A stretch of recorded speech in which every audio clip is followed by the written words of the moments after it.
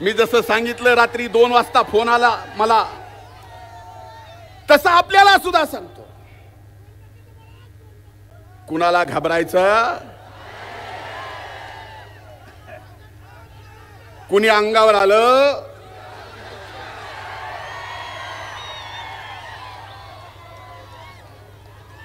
म्हणजे पडळकर साहेब, हाके साहेब किती डोकेबाज माणूस म्हणायचा.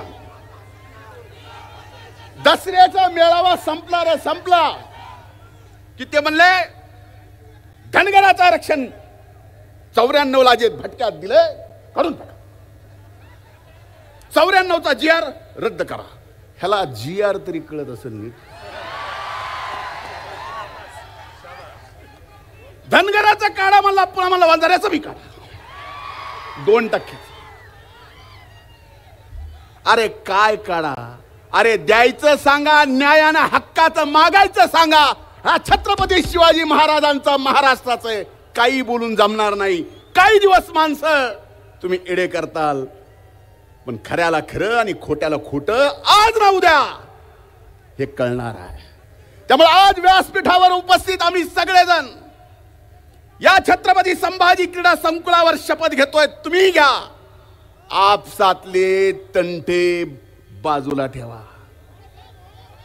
आता येणाऱ्या नगरपंचायत, नगरपालिका, जिल्हा परिषद, पंचायत समितीच्या निवडणुका आहेत.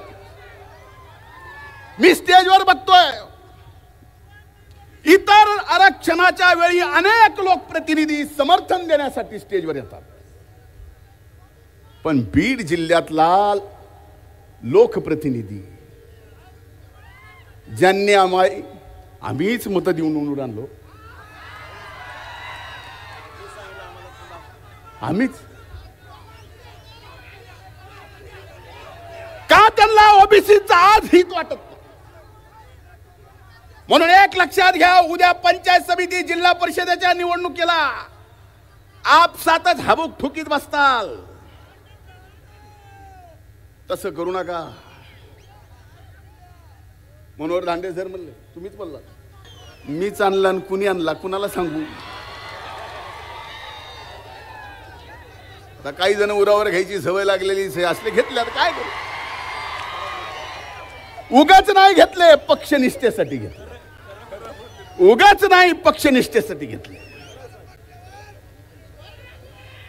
पण एकच सांगतो, आजच्या या सभेतून आपल्या आपल्या गावाला जाताना, आपल्या गावात जाताना आपल्याला तो गाव गाडा सुद्धा सांभाळायचा आहे.